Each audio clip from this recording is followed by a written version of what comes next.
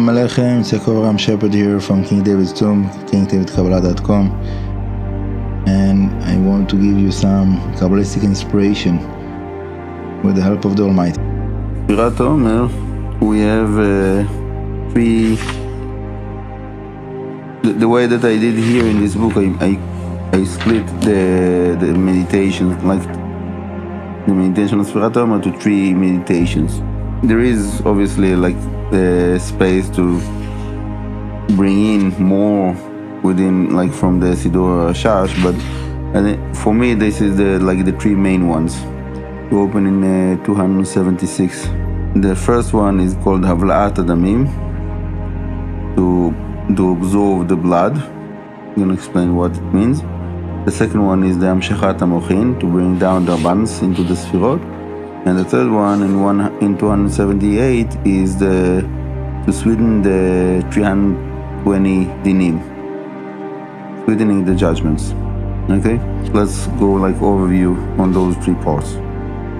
So to Havla'at Adamim, to absorb the blood, it means, as we mentioned, like generally about Pesach, we have the Mochin within Zeir and Pin is Nai of Ima, Nai of Abba. So the Rizal explains that because of the blemish of that was happening because of Adam HaRishon sin, what happened is that the Nai of Abba disappeared, or was removed from the Nai of Ima. Okay? And that means that the Nai of Ima, which is Ekiyeh, became to be Ribua. Aleph, Aleph K, Aleph K Yud, Aleph K Yud K, which is the Gematria of Dam. 44. Okay, so the meditation of Havla'at Adamim is basically to bring back the Nai of Abba, which is we're visualizing as Yud K Vav K, into that Ribua of Ekiyeh, and that will turn the Ribua of Ekiyeh to be straight, to be Aleph K Yud K without Ribua. And this is basically the Havla'at Adamim. To do that every day into the Sefirah of the day of Zeir and Pin. This is basically the meditation of Havla'at Adamim. Okay? Afterwards we're going to see more details about each one of them. The second, which is Amshechat HaMochin, is basically the same Mochin that we brought in the Leil HaSeder.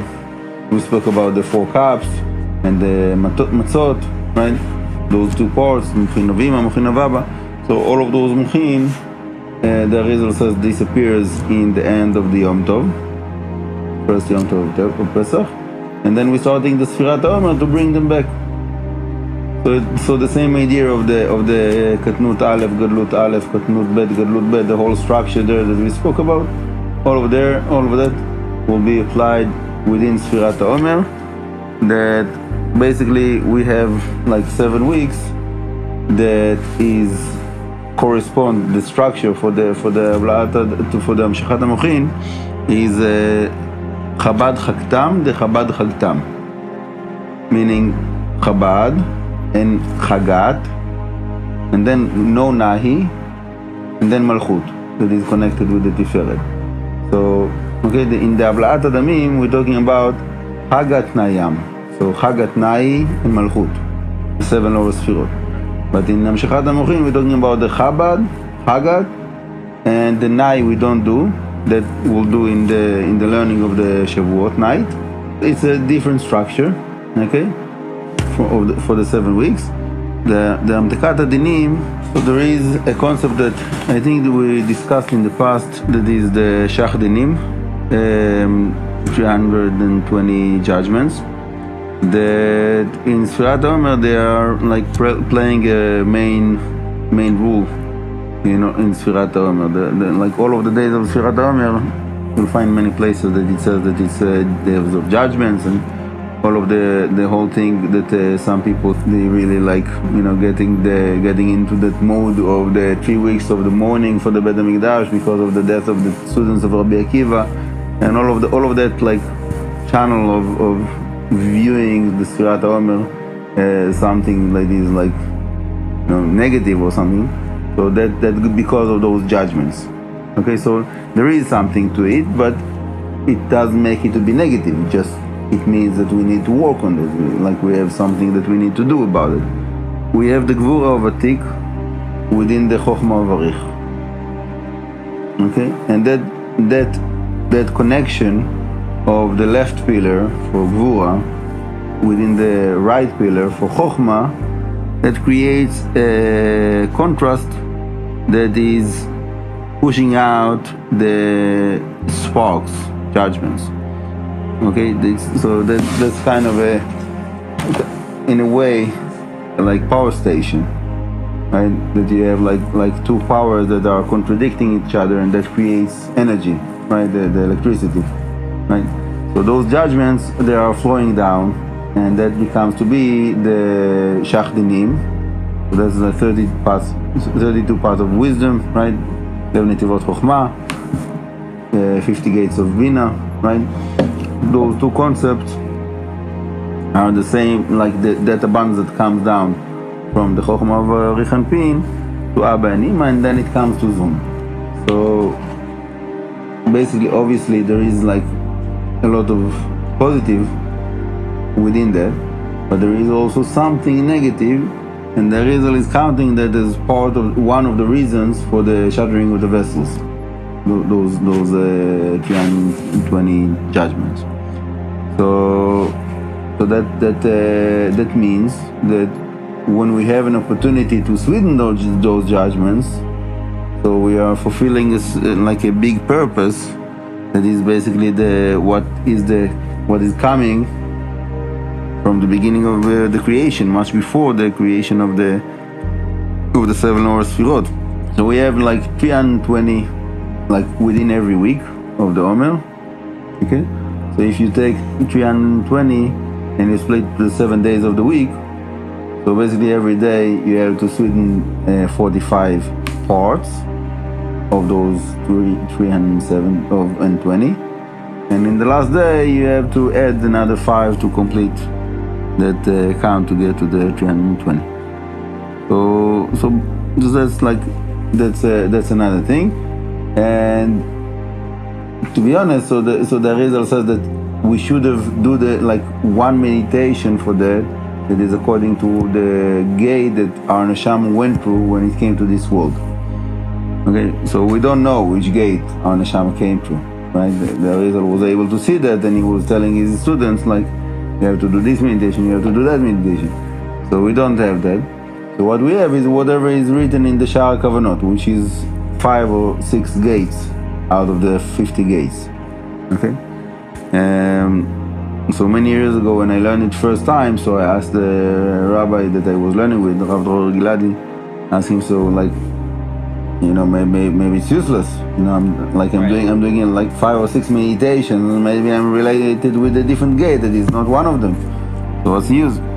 So his take on that was, whatever Hashem revealed to us, that is what is relevant for us.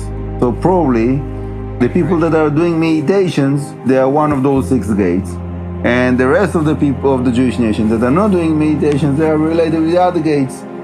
That was his take. Okay, fine. You know, that's a positive way to look at it. So that's what we have, and we trust Hashem that like the reason that He revealed those is because this is what we need.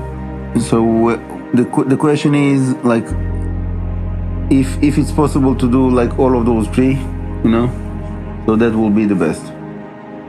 If you feel that it's too much, like to do all of the 3 meditations every night of the Sefirat HaOmer, so then it will be better to take one and to focus on that instead of like I don't think it's a good idea to jump from one to another within the Sefirat HaOmer, like sometimes to do this, sometimes to do that. So or to do everything, or to take 1 or 2 and to focus on them and to do that like continuously. What I want to explain is that you have the names of Sag that you need to sweeten through the week, and every day you can sweeten 45 out of them. So it's a little bit similar to the idea of the like the meditations that we were doing in the Tikkunim. Yeah, it's quite similar to Tikkunim concept.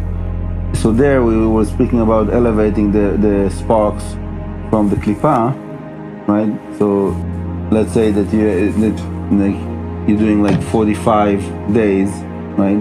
So you're elevating 45 parts of the gematria of the sag, right? And then the rest you have to push to the next time, to the next session of the tikkun, right? So here it's basically the same idea, but we're not talking about sparks that went down to the klipa. It is judgments that are within Zun, and you want to elevate them to Ima, which is the way to sweeten them, basically. The same idea basically is also in the next gates. Yeah, it goes like in the same way. So the second gate is based on the name of Adni, right? So they're the same. Like you're starting with you. Okay, so it's not exactly the same because you have like Dani, yeah, Dalet Nun Yud, and when you're finishing the Dani, then you're adding the Aleph. The Dani is Din, right? And then you're adding the Aleph to sweeten that Din. You have like Dani is Din is 64. So every time you're finishing like the Din, so you have like the in the first day you have the Dalet, Nun, and from the Nun you have 41 parts. And then you have 9 parts of the Nun that goes to the next day, and you're doing the Yud, and then you're starting to add the Aleph. Yeah. So what is that Aleph name? Is the right? You have the Din, right? And you want to turn the Din into Adni, right? So what you're missing? Aleph, right? So where these Alephs are coming from the Mansepach. Okay? So in that gate, the second gate, you are elevating the Din, yeah, which is like Dalet Nun Yud of the Adni, and then you're adding the Aleph. So the first Aleph is from the Mem, the second Aleph is from the Nun, third Aleph is from the Tzadik, fourth Aleph from the Pei, fifth Aleph from the Kaf. Okay, so this is those in the brackets. So this is the second gate. The third gate is simple, just the name of Ma every day. Yeah. The fourth gate is according to Shem Elokim, and that each one of those letters, Aleph is the first Shem Elokim, Bet is the second Shem Elokim, Gimel is the third Shem Elokim, and so on. Yeah. So you have like every day you have 4.5 like Elokim, and then in the end of the week you're getting to 32 times 32 names of Elokim, which is the level Elokim of them that is found in Maseh Bereshit. Okay. The fifth gate is according to Shem Shekai, so basically it's like 45 parts of the Shin until the last day that you're completing the Shekai, and you're adding the combinations of the Shekai in the last day. And the fifth gate is, like we said, is the name of I wrote Kela Yud Kei Vav Kei, but it's supposed to be Eke. So all of the gate is according to the Eke. That's it. That's basically what we have. This is the 6 gates the Arizal revealed, and obviously we can like go deeper and explain it, like each one of them with the help of Hashem, like in a bit better understanding. But for today, I think that's enough.